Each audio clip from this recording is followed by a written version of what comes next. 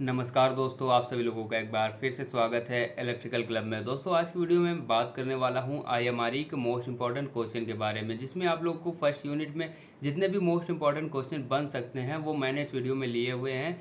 आप लोग को डिटेल वाइज एक एक क्वेश्चन बताऊंगा, साथ ही आप लोग के एग्जाम में 100% 50 से 50 नंबर किस प्रकार से आ सकते हैं वो सारा कुछ आप लोग को इस वीडियो में देखने को मिल जाएगा। तो दोस्तों वीडियो में आप लोग को लास्ट तक बने रहना है और जो भी चैनल पर नया है चैनल को सब्सक्राइब करके बेल आइकन को जरूर प्रेस कर लें। तो चलिए दोस्तों वीडियो को स्टार्ट कर लेते हैं बिना किसी देरी के। चलिए दोस्तों हम लोग देख लेते हैं कि फर्स्ट यूनिट से आईएमआरई के कितने मोस्ट इंपॉर्टेंट क्वेश्चन बन सकते हैं जो कि एग्जाम में पूछे जाने के चांसेस हैं, और उन्हें लिखने का मेथड हम भी समझेंगे। मान लीजिए क्वेश्चन का आंसर आप लोग को आता है, फिर भी यदि आप लोग लिखने का सही मेथड नहीं पता है तो आपके नंबर कट जाते हैं। तो इसमें हम देखेंगे इस वीडियो में कि किस प्रकार से लिखना है, हमें क्वेश्चन किस प्रकार से समझना है। तो सबसे पहला क्वेश्चन है, वैद्युत अनुरक्षण एवं मरम्मत में प्रयुक्त होने वाले उपयंत्र एवं औजार के बारे में समझाइए। तो आप लोग को पता होगा कि अनुरक्षण और मरम्मत दोनों अलग अलग होता है, मेंटेनेंस और रिपेयरिंग, और इन दोनों में अलग अलग टूल्स का प्रयोग किया जाता है। तो उसी प्रकार हमें लिखना भी है कि वैद्युत अनुरक्षण में प्रयुक्त औजार एवं उपयंत्र। वैद्युत अनुरक्षण एवं मरम्मत करने के लिए हमें अच्छे गुणवत्ता और अच्छे उपयंत्र की आवश्यकता होती है। दोस्तों ये जो नोट्स हैं ये मेरे खुद के स्वयं के हैंड रिटन हैं, और इसमें किसी प्रकार के यदि आप बुक में पढ़ेंगे सार्थक की बुक से या फिर किसी भी बुक से, तो इस प्रकार के नोट्स आप लोग को देखने को नहीं मिलेंगे कि बिल्कुल जिस प्रकार से एग्ज़ाम में लिखना है उस प्रकार से नहीं मिलेगा। तो आप लोग को जो भी बुक में दिया गया है उसमें बुक में केवल औजारों के बारे में दिया गया है, न कि क्वेश्चन के आंसर किस प्रकार से लिखना है ये बताया गया है। तो यहाँ पर चलिए देख लेते हैं। आवश्यकता होती है जो कि निम्न प्रकार हैं। तो हम जानते हैं कि मरम्मत के लिए हमें औजार की आवश्यकता होती है। तो फर्स्ट पॉइंट है हस्त औजार। इसके बाद हमारे जितने भी पॉइंट हैं सारे इक्विपमेंट हैं जो कि मेंटेनेंस के लिए यूज किए जाते हैं। तो सेकंड है अनुरक्षण उपकरण, थर्ड है संतुलन उपकरण, फोर्थ है हमारा परीक्षण, और नेक्स्ट हमारा कार्यशाला यानी वर्कशॉप में जितने भी इक्विपमेंट प्रयोग किए जाते हैं। तो इसके बाद हमें फर्स्ट पॉइंट डाल के हेडिंग डालना है, क्योंकि ये 5 नंबर क्वेश्चन तो उसी प्रकार से आप लोग को लिखना भी होगा। हस्त औजार क्या होते हैं? हस्त औजार वह औजार होते हैं जिनकी सहायता से मरम्मत की जाती है या मरम्मत करते हैं। यह विभिन्न प्रकार के होते हैं, जैसे कि हम लोग जानते हैं पेचकस, प्लास, हथौड़ी, रेती, आरी इत्यादि हमारे जो हैं हस्त औजार होते हैं। सेकंड है अनुरक्षण उपकरण यानी कि मेंटेनेंस इक्विपमेंट। ऐसे उपकरण जिनकी सहायता से हम समय समय पर किसी मशीनरी यंत्र का अनुरक्षण करते हैं, जैसे कि micrometer, wire gauge, air pressure gun, ये सब हमारे क्या होते हैं? मेंटेनेंस उपकरण, जिन्हें हमें मेंटेनेंस करने की आवश्यकता पड़ती है जब हमें मशीनों पर, तो उन्हें हम क्या कहते हैं? अनुरक्षण उपकरण।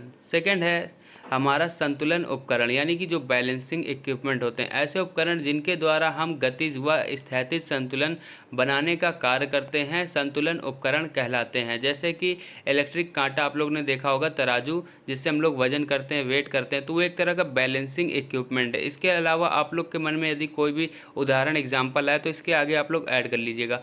नेक्स्ट हमारा है परीक्षण यानी कि टेस्टिंग इक्विपमेंट। वह उपकरण जिनकी सहायता से किसी पदार्थ, राशि, मात्रक का परीक्षण करते हैं, जैसे CT, PT, meter, voltmeter, megger, ये हमारे क्या है? टेस्टिंग इक्विपमेंट है। नेक्स्ट है वर्कशॉप इक्विपमेंट। ऐसे उपकरण जिनका प्रयोग हम कार्यशाला में करते हैं, जिसके द्वारा किसी भी कार्य को आसान तरीके से करने के लिए करते हैं, कार्यशाला उपकरण कहलाते हैं। जैसे bench vice, fitter vice, drill machine, ripsaw, hacksaw, mallet hammer और हैमर, ये सब हमारे क्या होते हैं? वर्कशॉप के इक्विपमेंट। नेक्स्ट क्वेश्चन है सुरक्षा कोड क्या है, इसे समझाइए। बहुत ही इंपॉर्टेंट क्वेश्चन है, बहुत ज़्यादा एग्जाम में पूछा जा चुका है ये क्वेश्चन कि सेफ्टी कोड क्या है। तो दोस्तों यदि आप लोग को ये नोट्स की पीडीएफ चाहिए, आप लोगों को जो भी आप लोग क्वेश्चन आंसर की पीडीएफ देख रहे हैं, आप लोग स्क्रीनशॉट न लेकर के इसकी पीडीएफ मुझसे डायरेक्ट ले सकते हैं। आप लोग व्हाट्सएप में मैसेज कर दीजिएगा मुझे, तो मैं आप लोग को डायरेक्टली सेंड कर दूंगा। तो बात कर लेते हैं सेफ्टी कोड की। अब सेफ्टी कोड के बारे में आपको टिप्पणी लिखना है, तो किस प्रकार से लिखेंगे? किसी भी इंडस्ट्री को चलाने के लिए अच्छे श्रमिकों की आवश्यकता होती है। सभी कंपनी अपने अपने सुरक्षा कोड यानी सेफ्टी कोड निर्धारित करती है ताकि कार्य करने वाले श्रमिकों की सुरक्षा हो सके। तो हम आप लोग को पूरी थ्योरी न समझा करके कुछ इसमें पॉइंट समझा देते हैं जिससे आपको आसानी हो। तो दोस्तों सेफ्टी कोड मेनली क्या होता है? सेफ्टी कोड हर इंडस्ट्री में आप लोग जब कभी जाएंगे इंडस्ट्री एरिया में, कंपनी में, तो वहाँ अलग अलग कंपनी अपने हिसाब से रूल रखती है कि आप लोग को ये करना है।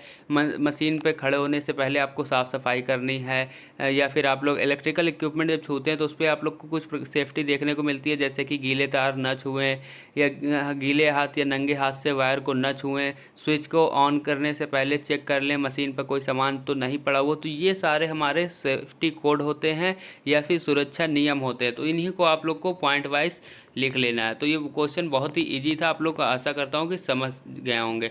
इसके अलावा यहाँ पर आप लोग देख भी सकते हैं, ये 8वां जो ऑप्शन है यहाँ पर, ये आप लोग पढ़िएगा तो आप लोग को समझ में आ जाएगा। किसी मशीन पर कार्य करने से पहले आपके गले में आईडी कार्ड, टाई, मफलर जैसी चीज़ें नहीं होना चाहिए। तो आप लोग को समझ में आ गया होगा कि सेफ्टी कोड या नियम क्या होते हैं। नेक्स्ट आता है हम लोगों का क्वेश्चन नंबर 3। किसी व्यक्ति को अगर विद्युत का झटका या शॉक लग जाए तो उसके बचाव के लिए क्या करना चाहिए। तो दोस्तों इसके अलावा ऐसे भी डायरेक्ट भी पूछ सकता है कि कृत्रिम श्वसन की विधियां क्या हैं या होल्गर नेल्सन मेथड क्या है। तो इनसे किसी भी प्रकार के मेथड पूछ सकता है। बुक में 5 से 6 प्रकार की विधियाँ दी गई हैं जब किसी व्यक्ति को शॉक लगता है। तो आपको बताना है कि विद्युत का झटका लगने के बाद उस व्यक्ति को सांस लेने में तकलीफ होती है, इसलिए रोगी को कृत्रिम श्वसन तब तक कराया जाना चाहिए जब तक रोगी जिंदा है। यानी कि मुंह से मुंह की विधि या फिर उसके फेफड़े दाबना या फिर किसी भी प्रकार के ऐसे कार्य करना चाहिए जब तक वह जिंदा है, और जब तक डॉक्टर नहीं आ जाता है तब तक आप लोगों को उसको जिंदा रखने की कोशिश करनी चाहिए। तो इसके कई प्रकार के मेथड होते हैं, जैसे Holger Nielsen method, Schafer method, silver method, mouth to mouth, Eve's rocking और हृदयघात का उपचार। तो टोटल 6 विधियां हैं। आप लोग किसी भी एक विधि के बारे में आसानी से लिख सकते हैं। माउथ टू माउथ आप लोग का इजी रहता है तो आप लोग इसको ज़्यादा लिख लीजिएगा, और होल्गर और सिल्वेस्टर विधि जो है पेपर में ज़्यादा पूछी जाती है, तो अलग से इसको भी आप लोग थोड़ा पढ़ लीजिएगा। इसके बाद यहाँ पर देख लीजिएगा कि ये कौन सी विधि हमारी, तो ये पेट के बल लेटाने की यानी कि सल्फर मेथड यहाँ पर है। तो ये एक तरह का एग्जाम्पल है, आप लोग को डायग्राम इसका नहीं बनाना होता है, केवल इसके बारे में लिखना होता है। नेक्स्ट क्वेश्चन देख लेते हैं। भारतीय वैद्युत नियम पर टिप्पणी लिख ली। अब इलेक्ट्रिकल के जो नियम है, इंडियन इलेक्ट्रिसिटी रूल, उसके बारे में आप लोगों को यहाँ पर टिप्पणी लिखना है या फिर ये आप लोग को समझाना है कि क्या होते हैं वैद्युत रूल। तो भारत में वैद्युत संबंधी नियम जो है सन 1956 ईस्वी में बनाया गया था। यह आप लोग को समझने से ज़्यादा आप लोग को रटने में फोकस करना पड़ेगा।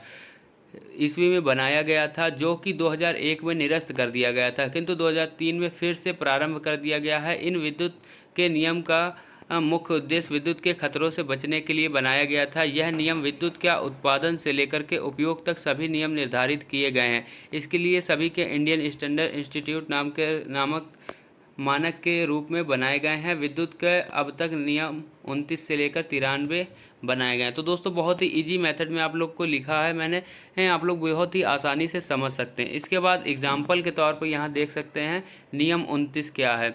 वैद्युत सप्लाई मशीन बनाना, मशीन को खड़ा करना या फिर उसकी सेफ्टी नियम, इलेक्ट्रिसिटी जो रूल है वो नियम 29 कहलाता है।